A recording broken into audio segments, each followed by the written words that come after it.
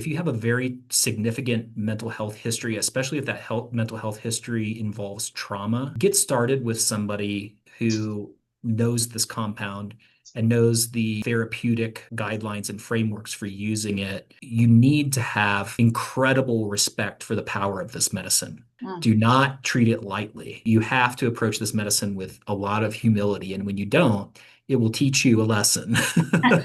So, Hi, everyone. I am Julie Edmonds, your host of Channeled, tapping into the wisdom of your soul.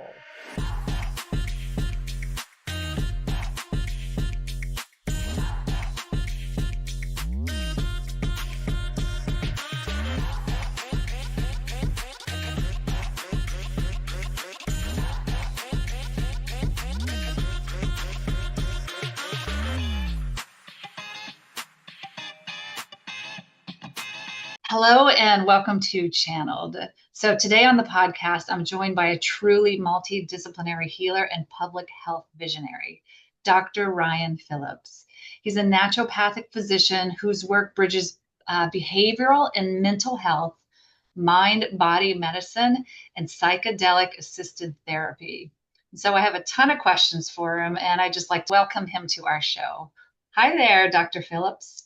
hi, great to be here. Thank you for the invitation. Absolutely. I love having you. So, do you want to give us a quick 2 or 3 minute background on how you got into the work that you're doing? Oh boy, yeah, 2 or 3 minutes. It was a long and convoluted journey to where I'm at today. I always joke that I'm the least likely naturopathic doctor and an even less likely psychedelic assisted therapist. The journey was that I grew up in a small town in southern Indiana in the 80s on a corn farm and very kind of religiously, politically conservative region. And from a very young age, I just felt a very strong impulse that I wanted to help the world and, be a force for good in this world. And I ended up studying international development in my undergrad, which got me connected with the Himalayas. And I ended up 3 days after graduating from college, moving into a remote village in the Himalayas and spending the next decade with my wife doing community development and then eventually public health work. And I never really intended to become a doctor. I never intended to get involved in health. But as I was living in these villages, I was just a natural root cause thinker by nature. And I would think, well, this problem is actually a health problem. This problem is actually, this is all a health problem. Like health is everything.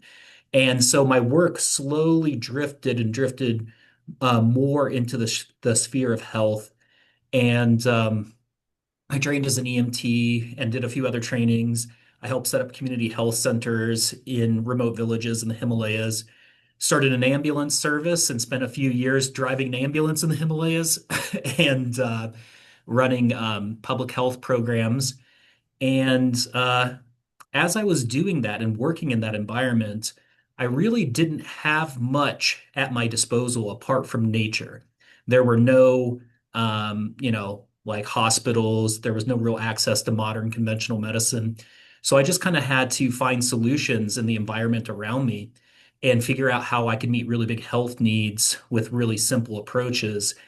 And through that experience, I developed a set of philosophies and perspectives that I saw like what was working in the real world.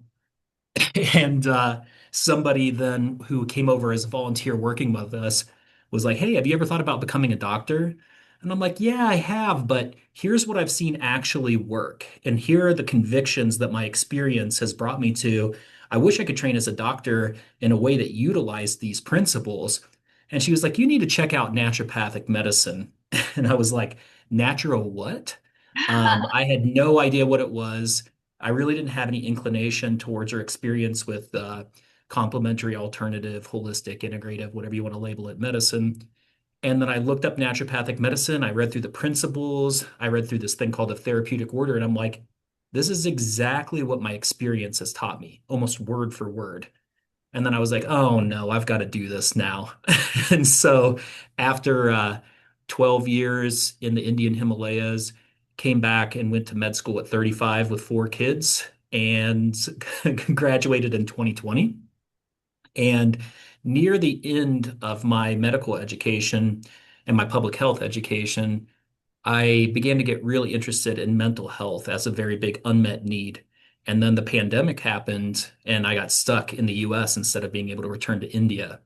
And I thought, well, let me do the same thing here that I did in India. What is the biggest unmet public health need? And it was very clearly mental health.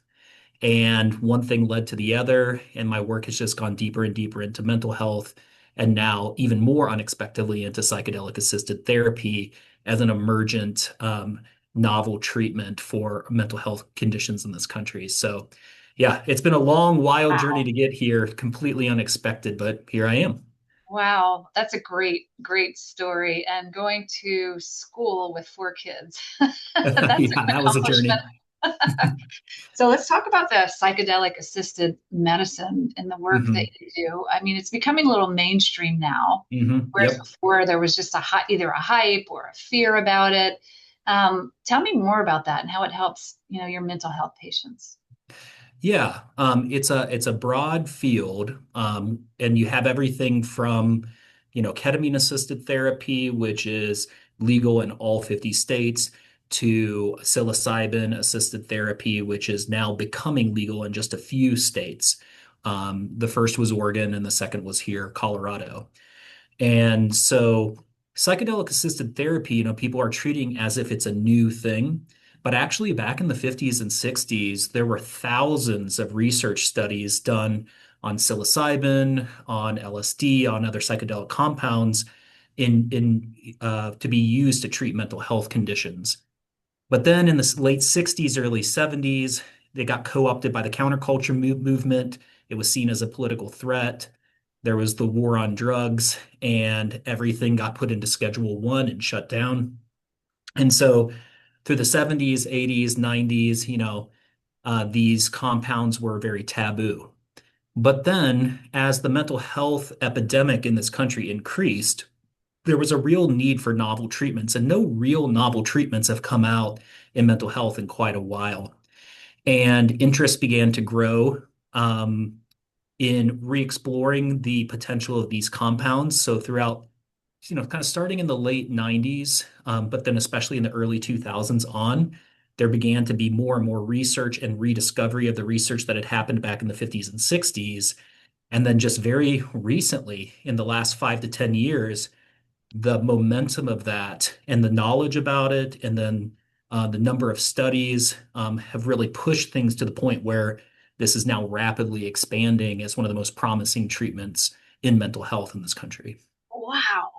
First, I didn't know that history, so thank you for that little history lesson. Yeah. I mean, I knew some of it, obviously the war on drugs. I grew up and I remember all of that. But tell us how the psilocybin helps, because I'd be fascinated. Like, what happens, in your mind, or how do you approach it? Yeah. This is a very, very different approach. And it's very different than a lot of other, psychopharmacology for a lot of reasons. And one thing I'd like to point out first is that it's psychedelic assisted therapy, right? So our medical model is mostly now a disease management model. So it's using compounds to control and suppress symptoms.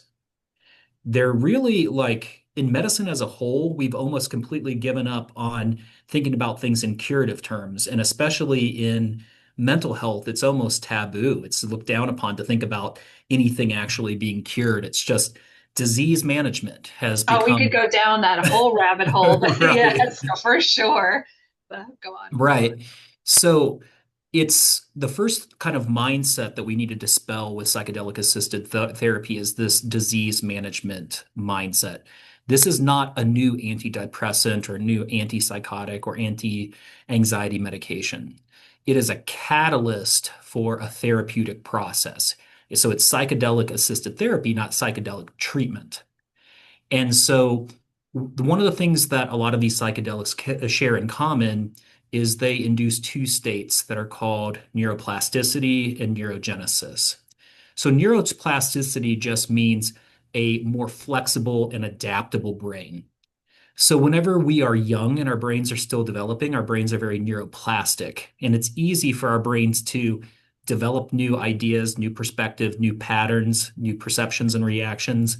And it's also easy to let go of old ones. But the older we get, the less and less neuroplastic we become. And so the brain is very expensive from an evolutionary perspective. So, like, by the time that we get into our mid 20s, our bodies are kind of like, wow, we've already invested a lot of time and energy in developing this big complex brain. If it's gotten us this far, it's pretty much good enough. But then what happens is the world changes, we change, we grow, we move on. It's a dynamic, changing world, especially right now. And so if our brains are stuck in the old patterns of the past, sometimes those patterns, maybe some of which served us very well when we get later on into life, aren't serving us well anymore. But it can be really, really hard to let go of old beliefs, of old patterns of behavior, of perceptions and reactions. So to oversimplify, a lot of psychedelics, what they do is they take a older, more rigid brain and they make it more like a childlike brain that's able to be flexible and adapt and deconstruct old patterns of thinking and perception. So that would be the neuroplasticity side. The neurogenesis side, neurogenesis, making new neurons and new connections, it actually stimulates our brain through a series of hormones to actually begin to build new pathways and make new connections that weren't there before. And that reinforces that neuroplasticity, that potential that it unleashes. Wow. I love that. It sounds very similar to the hypnotherapy that I do too. It's like you're Mhm. going back to actively doing getting your brain to move into like neuroplasticity and neurogenesis. Wow, that's great. So tell me about a bad trip. What if someone does this without the assisted help of therapy? Is that what a bad trip is, where they're going back and like connecting some neurons that maybe aren't going to work for them?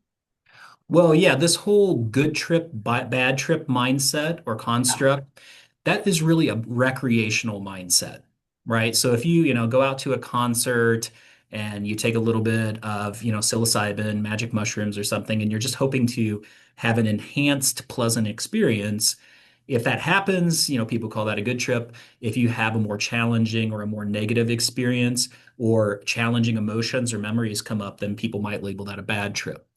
Now, in a therapeutic context, I mean, there's really no such thing as a good trip and a bad trip.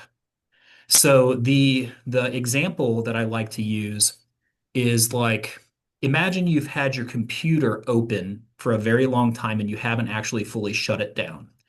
And you just notice one day the computer is running really, really slow. So you close down all the unnecessary programs, it's still running slow. And then you notice you have 50 tabs open in your browser. So you close as many of those out as you can, and your computer is still just boggy and unresponsive. And then you look down in the corner and you see that little icon that says updates need to be installed. Okay. So just like the computer is always looking for new updates that need to be installed, your brain knows what it needs to heal. Your mind knows what it needs to heal, but it hasn't had the opportunity to be in an altered state of consciousness to be able to install those updates.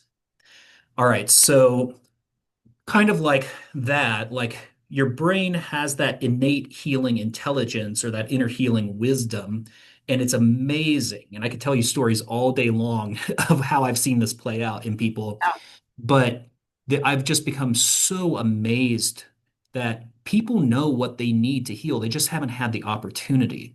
So, especially like with a compound like psilocybin, it is like hitting that restart or reboot button. And as your brain goes into an altered state of consciousness and then reboots again, coming out of that experience, it's like all of those unnecessary processes get weeded out and the necessary updates get installed. Now, some of those updates, that process can be very positive, very joyful, very expansive. Feelings of euphoria and connection, of beauty. Sometimes that process of those updates being installed can be really challenging. You can have emotions and memories and things that you have suppressed and repressed throughout your life suddenly need to be discharged and let go of. So those experiences, I tend to not talk about them as good or bad or, excuse me, right or wrong, but as challenging and pleasant. But I Wow. trust this whole model trusts that whatever comes up during your experience is exactly what your brain needs to do to work through some of the challenges that it's facing. So, yeah, we tend to not use the term good trip, bad trip. And actually, that whole mindset can be counterproductive in a therapeutic space. 100% it can be counterproductive. So I'm glad that you explained it that way. I love it. So it's almost like just facing the challenge, loving the pleasant moments, but the challenges are so important to have in order to get through to the other side and sort of, I would say, like rewire, or Hmm. you would say neurogenesis, right? Would be the same as Right. rewiring. Um, so a lot of people, I've heard in the past, like I would never want to do that because I'm so afraid of something bad Hmm. that might happen. Tell me how you would help overcome that, or, obviously if they're having some kind of challenging old emotion that's popping up and we know it's been suppressed and, but it's there, right? It's like opening Right. a closet and like getting rid of the cobwebs kind of thing. Yeah, so the other thing that's really important to know about the psychedelic assisted therapy process is that there are three stages to it. So one of them is called preparation. So that is the work, the therapeutic work you do to prepare for this psychedelic experience. And in that preparation phase, it's really important to address how these mindsets and these perspectives can potentially influence your experience. Right. So just like that good trip, bad trip mindset, there are other mindsets that we talk about that we need to let go of or move beyond so that we don't carry them into that psychedelic experience. Then there is the psychedelic journey or the administration session. That's the day that you actually take the compound. But then afterwards, there's a therapeutic process called integration. And integration is whenever you are continuing to do therapy, but you are using that window of neuroplasticity and neurogenesis to create new healthy patterns and perspectives in someone's lives. How long is the So window?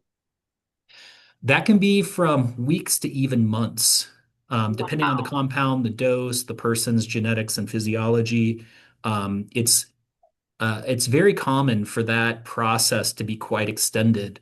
Like I was just commenting a few months ago that I feel like I really just finished a few months ago integrating the very first psychedelic experience I had in 2022.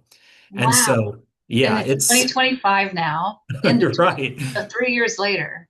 So do you Yeah, feel and like again, that this becomes maybe more subtle over time, but especially in the first days and the first weeks, it's quite dramatic how much more flexible your mind is. And I would say for some people, even for the first couple of months, there is this freedom and this flexibility that many people experience that they don't experience otherwise. I would love Dr. Phillips to hear the science behind that because I know with hypnotherapy we get into, the alpha and the theta brainwave state. Hmm. Are we still tapping into that? And then is the opportunity of the neuroplasticity that's following those weeks, those months, is that they're just staying in those states? And can we teach someone to do that naturally without psychedelics? Yeah. So, this is something that our brain has the natural capacity to do. And so psychedelics are just amplifying that natural capacity. You were talking about alpha and theta. Another part of my integrative mental health clinic here is biofeedback and neurofeedback. So working with those like alpha theta states is something that we address with neurofeedback here at this clinic as well. So there are many ways that you can approach this. Even just therapy and behavior change models, you are challenging old pathways and helping to create new pathways. But this lowers the threshold and increases the potential. So, like for instance, I'll just use ketamine as the example. The way ketamine does that is, ketamine primarily works on glutamate receptors in the brain, but it causes a whole cascade of neurotransmitters and signaling molecules in your brain that lead to an increase of the production of a hormone called BDNF, brain-derived neurotrophic factor. So BDNF is it's like the general contractor of the brain that repairs what is damaged, but also builds new pathways, makes additions to what's already there. So those levels of BDNF increase. that can last on like a neurochemical level for weeks.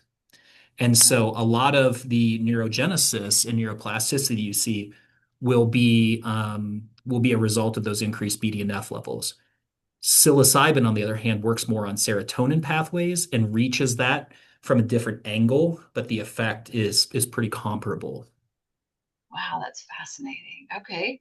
Um, so how important is it that step three, the integration process for them? I mean, do they need to, what happens? Because what if they just go back to this negative environment and this negative thinking, and there's maybe some people that you might call like negative influences around them. Can that have an Right. effect on them too? How important is that integration I process? am passionate about the integration piece. And um, like one area I see this not happening well is in a lot of ketamine treatment or a lot of ketamine clinics, excuse me. Like a lot of ketamine clinics are not doing ketamine assisted therapy. They're doing what I would call ketamine treatment, where they're pretty much just putting somebody in a dark room, giving them ketamine. They're being monitored by a nurse, to make sure that their blood pressure doesn't get out of hand, and there's no real therapeutic component involved. Now, you're Mm, still going to get the physiological changes, and you're going to get those increased BDNF levels with ketamine treatment. But the integration piece is super important because how are you going to make use of that neuroplasticity to create new perspectives and new patterns, right? That's why the therapy component is so essential. So the example that you'll hear in psychedelic assisted therapy circles, and I've kind of tweaked this a little bit to make it my own, is think about this like a snow day. Whenever you wake up as a kid on a snow day, you go out and say you have a yard with a hill in it. There's all this potential there. I can make a sledding track here, I can make it there, I can make it over there. And so you go out and the first few runs are not that much fun because you've got to pack down the snow and then you got to tromp back up the hill and you have to go on that route a few times before the snow gets packed down and it's a fast pathway. Similar to that, making a new pathway in our brain is really energy intensive and it takes time. And so our brains want to conserve energy. So they don't want to make new pathways if they don't have to, because it's a lot of work. It takes a lot of calories. It takes a lot of energy. It takes a lot of rest to recover from too. So kind of like when you were a kid, once you made two or three different tracks, you're like, ah, that's good enough. Let's stick with these because they're fun. right. So as we age and our brain develops, once we have created enough pathways and they're good enough, we tend to stick with them because creating new pathways is it's very challenging on a lot of levels. So the analogy here, the metaphor, is that when you have a psychedelic assisted therapy session, it's like waking up on a new snow day Mm, and you have the potential to create new pathways. Now, under that new layer of snow, the old pathways are still under there, right? The easiest thing in the world to do is to be like, well, that pathway worked before, so why don't I just go back and try it, right? So, path of least resistance. If you don't have that integration period and somebody guiding you, your environment hasn't changed, right? The people around you haven't changed. You've changed. And there's going to be a whole environment that still expects you to be the same.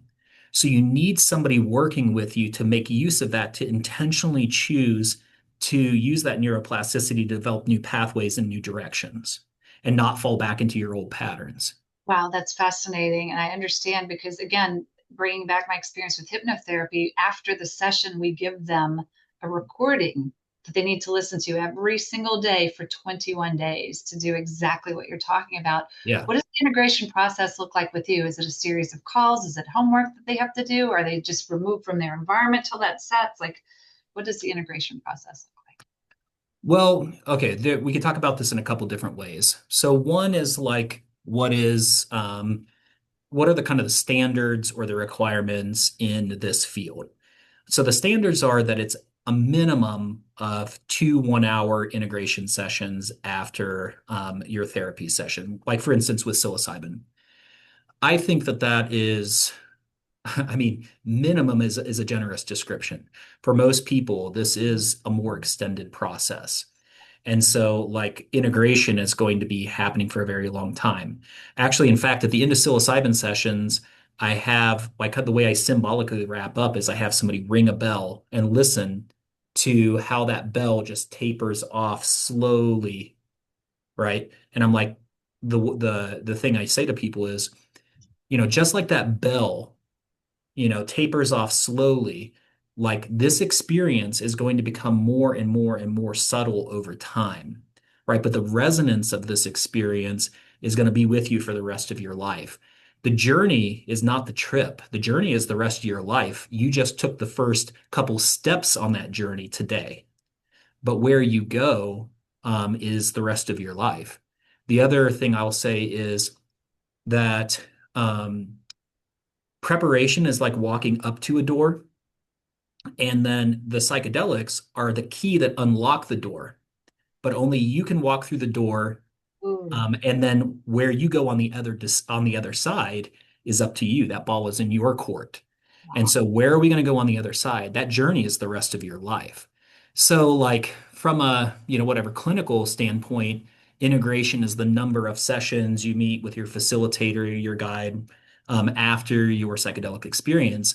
But really integration, I think of as the rest of your life, not just not just those clinical encounters. Yeah, no, you're changing perspectives, you're changing belief systems, you're changing responses, you're changing, all kinds of things that you're suddenly unfamiliar with. That old familiar body has to come into a new familiar body. It's interesting. Yeah. Wow. That was a great analogy with the door in the house.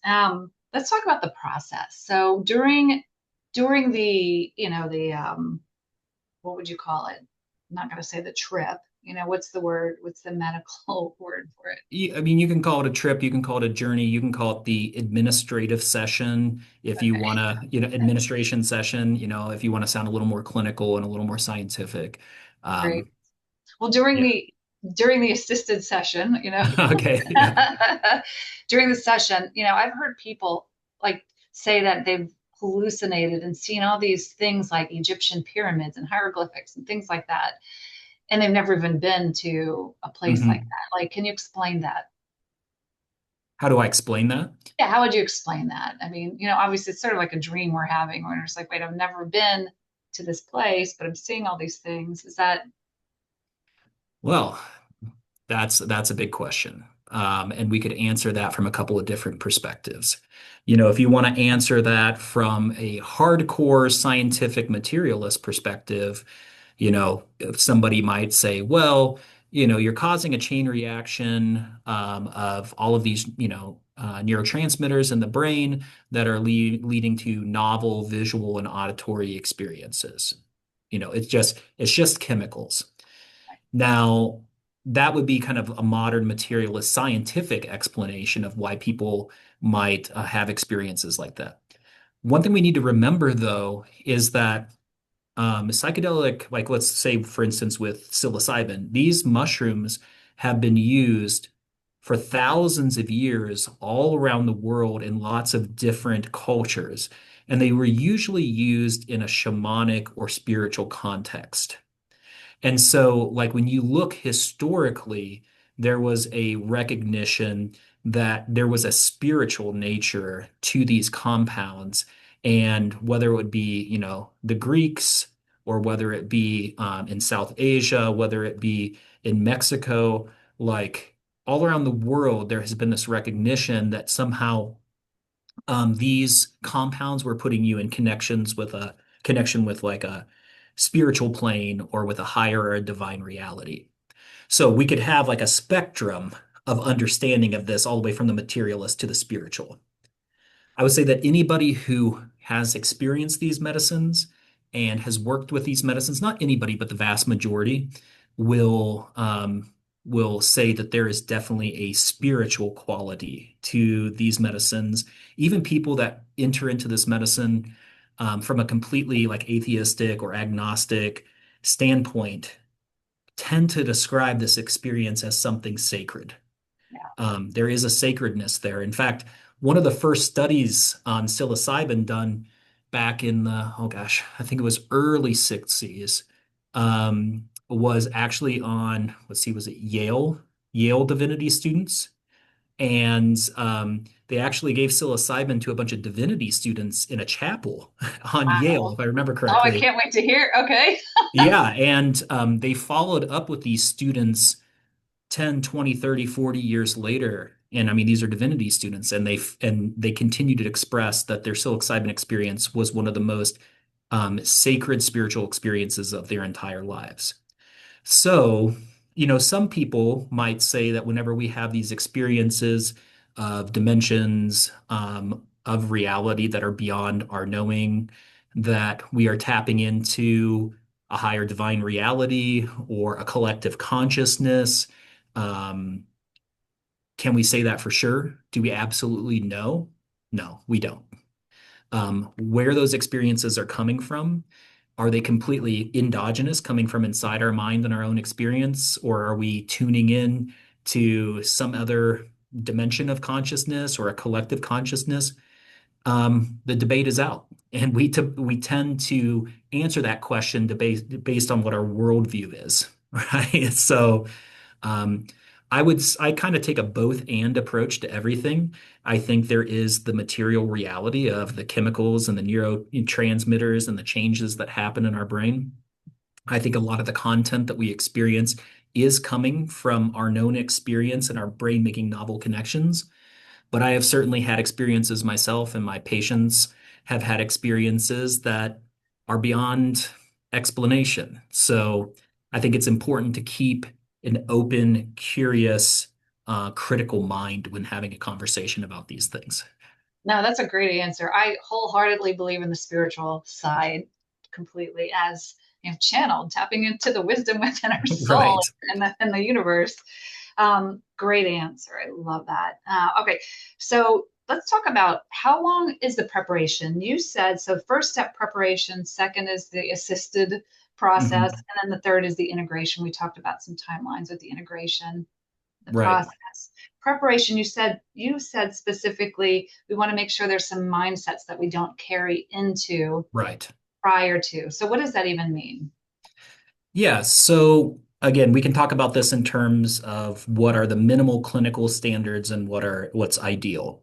So kind of the general minimum preparation period is 2 1-hour sessions across 1 week, or I'm sorry, across 2 weeks, to go through some basic concepts in psychedelic assisted therapy, such as set or mindset, setting, and intention.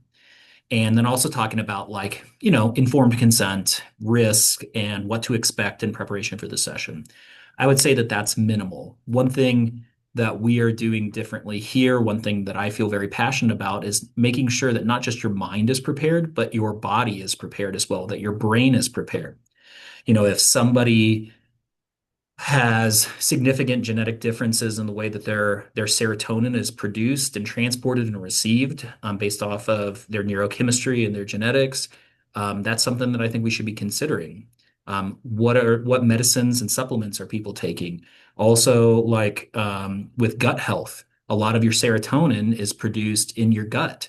And if you have massive GI issues, those can really impact the way that this medicine is digested and absorbed. Also, your like current serotonin levels are going to impact your experience. I want to make sure that people are prepared not just on a psychological level, but on a physiological level and, ideally on a spiritual level for this experience as well. Wow, fascinating. And that is a big aha moment, right? Um, Right. so you talked about Another, sorry. I'll go ahead. Sorry. So you talked about the process. What Uh-huh. happens? Does the facilitator talk to you the whole time, or you're just closing your eyes and enjoying? What's actually happening? How long is it as well? Well, if we're talking about psilocybin, Yep. that experience can be, 5 to 8 hours, depending on your metabolism, your absorption, your sensitivity to the medicine, the dose. Um, so I would say kind of most common is somewhere around like six, 6 hours total from start to finish. Now, as far as like what to expect, um, I always tell my patients like there is no right way to do this. So like some people become very talkative, and maybe for especially like a lot of men, this is the first time in their life that they've ever been able to talk about their emotions or their trauma. And they just need to discharge all this repressed emotional energy, and they will tell stories and they will talk and talk and talk and talk. Some people will go into their internal place and put on an eye cover and put on the headphones with the music, and they will go into someplace deep. And I may just be sitting there with somebody for several hours while they are in their internal process.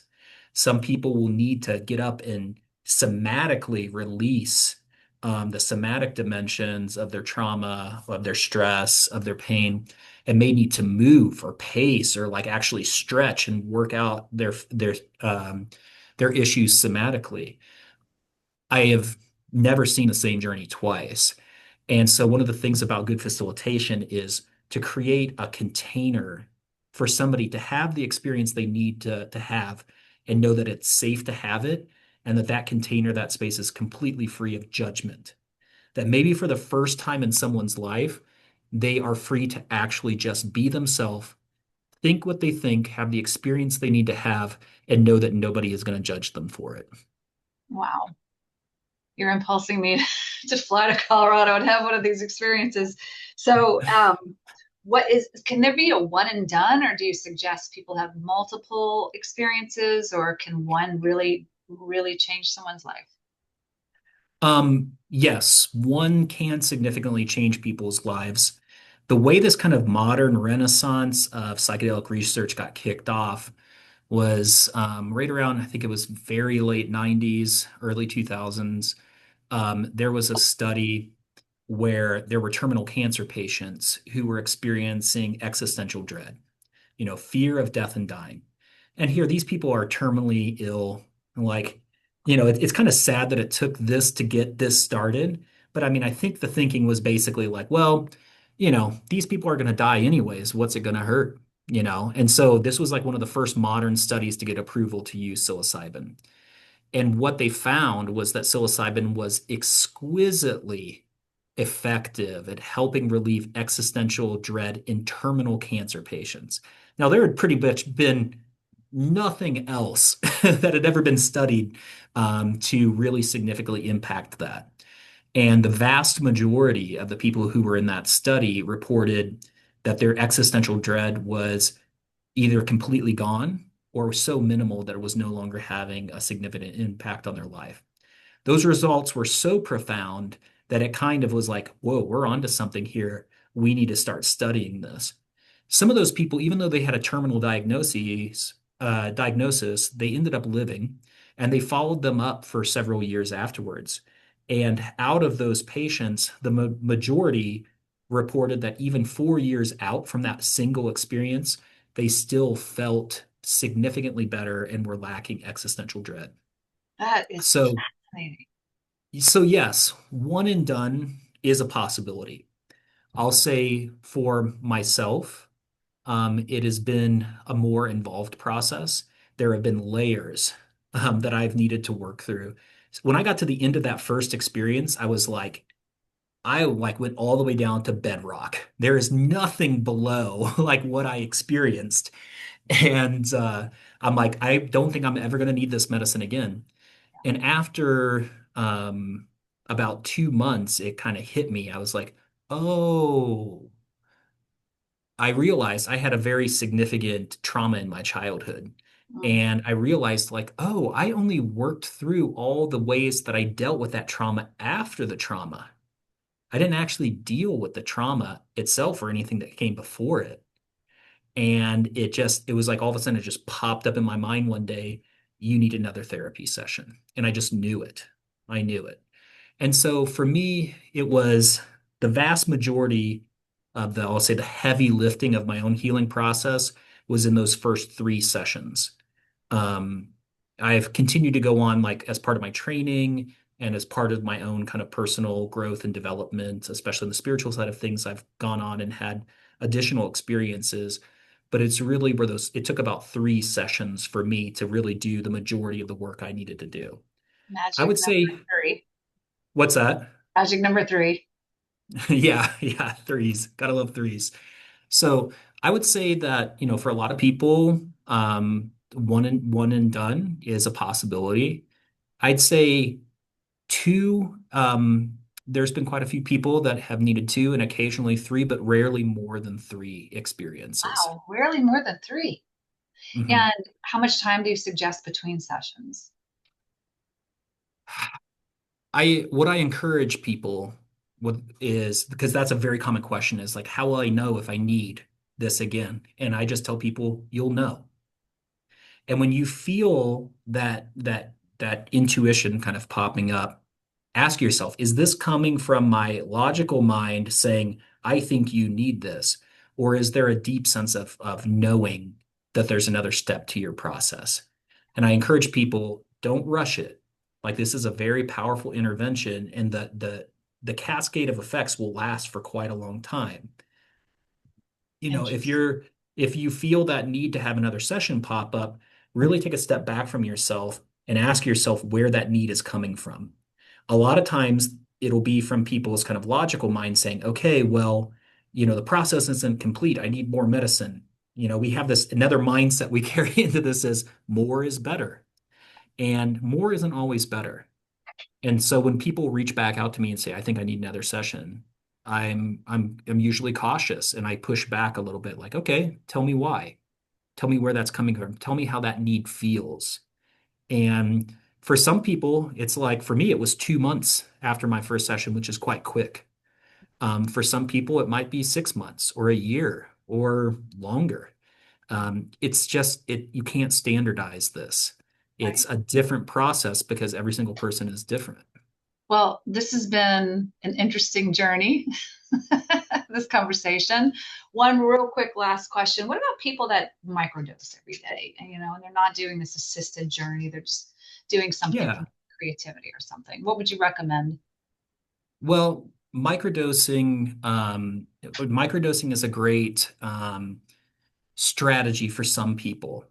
And you're not going to have that kind of deep reset that we discussed. Like today, we were talking mostly about this like macro dosing experience in a therapeutic context.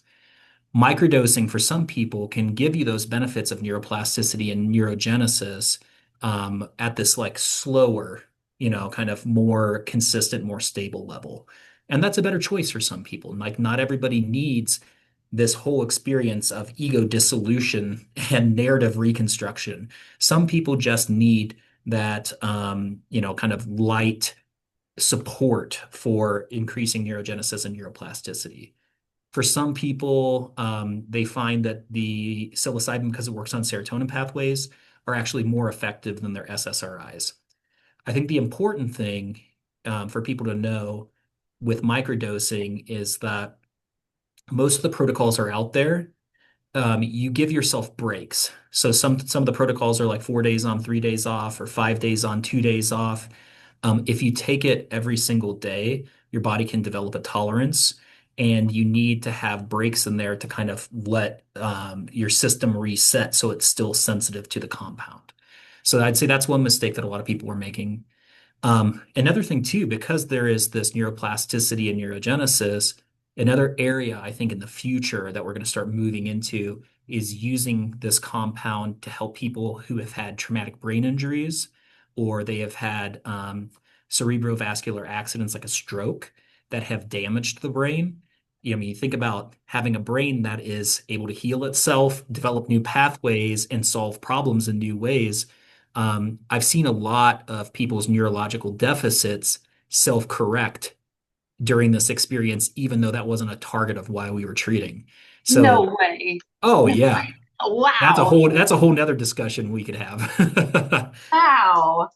Wow. So, yeah, microdosing is a great strategy. I would say if you have a very significant mental health history, especially if that mental health history involves trauma, get started with somebody who knows this compound and knows the therapeutic kind of guidelines and frameworks for using it. You need to have incredible respect for the power of this medicine. Mm. Do not treat it lightly. You have to approach this medicine with a lot of humility, and when you don't, it will teach you a lesson. So, Are you you know, speaking from experience? yes, like so, right now it's kind of there's a lot of hype and there's a lot of buzz, and you can fall into a trap of thinking of like psilocybin as a panacea.